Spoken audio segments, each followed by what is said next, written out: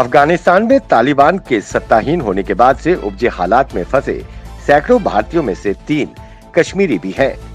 इनमें से 2 प्रोफेसर हैं और काबुल स्थित बख्तार विश्वविद्यालय में कार्यरत हैं।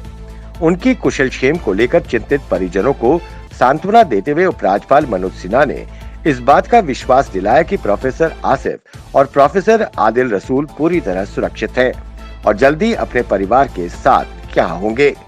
अपने आधिकारिक ट्विटर हैंडल पर इस बात की जानकारी देते हुए उपराज्यपाल मनोज सिन्हा ने कहा कि उन्होंने इस संबंध में विदेश राज्य मंत्री वी मुरलीधरन से बात की है।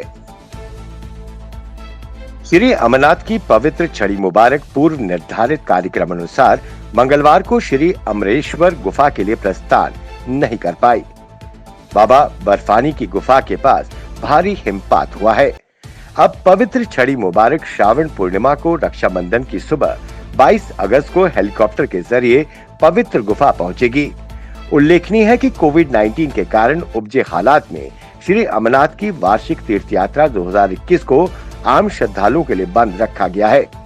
सिर्फ पवित्र छड़ी मुबारक को बीते साल की तरह इस वर्ष भी पवित्र गुफा की यात्रा करने और वहां हिमलिंग स्वरूप में विराजमान भगवान शंकर और मां पार्वती की पूजा करने व अन्य धार्मिक अनुष्ठान संपन्न करने की आज्ञा है।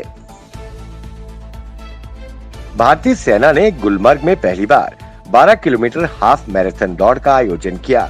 एकजुटता के अनोखे प्रदर्शन में कश्मीर के 83 प्रतिभागियों ने गर्व से दौड़ को पूरा किया।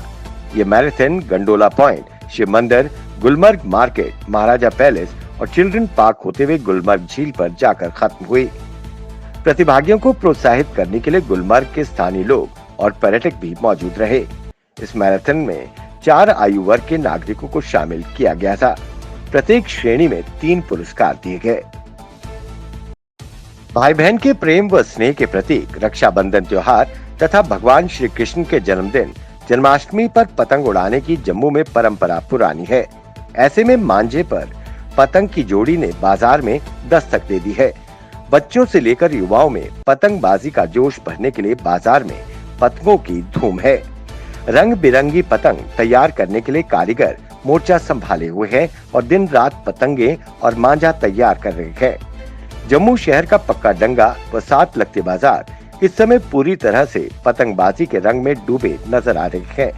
दुकानदार इस कोशिश में जुटे हैं कि उनकी दुकान पर पतंगों के सबसे नए और बेहतरीन डिजाइन उपलब्ध हों। पुंछ में भारतीय जनता युवा मोर्चा द्वारा जोड़ो संपर्क यात्रा निकाली गई, जिसमें युवा मोर्चा अध्यक्ष अमन डाबर सहित सभी नेता कार्यकर्ता मौजूद थे।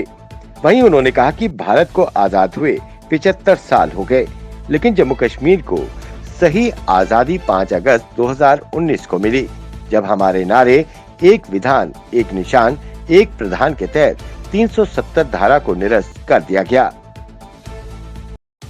दुनिया की सबसे बड़ी सोशल मीडिया कंपनी फेसबुक ने तालिबान के खिलाफ बड़ा एक्शन लिया है। फेसबुक ने कहा है कि अमेरिकी कानून के तहत तालिबान एक आतंकवादी संगठन है। ऐसे में उसे फेसबुक की सेवाओं से वंचित करने का फैसला किया गया है। इसके अलावा तालिबान के सभी अकाउंट्स डिलीट किए जाएंगे। साथ ही तालिबान के समर्थन में पोस्ट करने वाले सभी अकाउंट्स पर बैन लगाया जाएगा।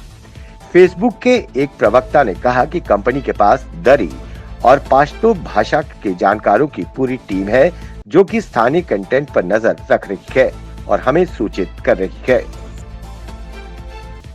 शेर कश्मीर स्टेडियम बांदीपुरा में 4 और बिजली उपकरणों से जगमगा उठा, जब सेना ने यहां लगभग 50 केवी जनरेटर सेट सक्रिय किया।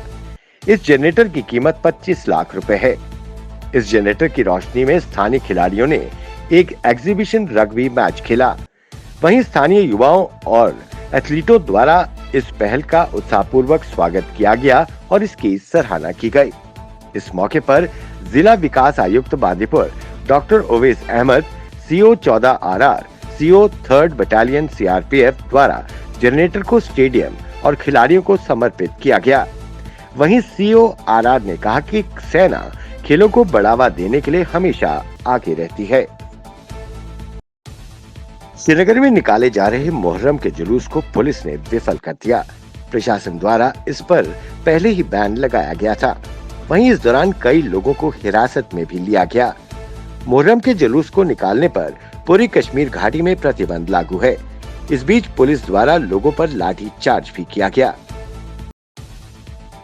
डीडीसी डोडा विकास शर्मा ने जिला रोजगार एवं परामर्श केंद्र अकरमाबाद डोडा में मुमकिन योजना के तहत चिन्हित बेरोजगार युवाओं को 9 वाणिज्यिक मिनी लोड करियर वितरित किए। यहाँ ये उल्लेख करना उचित है कि मुमकिन नवंबर 2020 में माननीय LG JN के द्वारा शुरू किए गए जम्मू कश्मीर के 18 से 35 आयु वर्ग के युवाओं के लिए एक अनुकूलित आजीविका योजना है। योजना का उद्देश्य छोटे वाणिज्यिक वाहनों की खरीद के लिए वित्तीय सहायता प्रदान करके युवाओं को परिवहन क्षेत्र में एक स्थायी आजीविका लाइन स्थापित करने की सुविधा प्रदान करना है। इस अवसर पर डीसी डोडा ने प्राप्तकर्ता लाभार्थियों को बधाई दी और परिवहन क्षेत्र के तहत उनकी चुनी हुई आजीविका में सफलता की कामना की।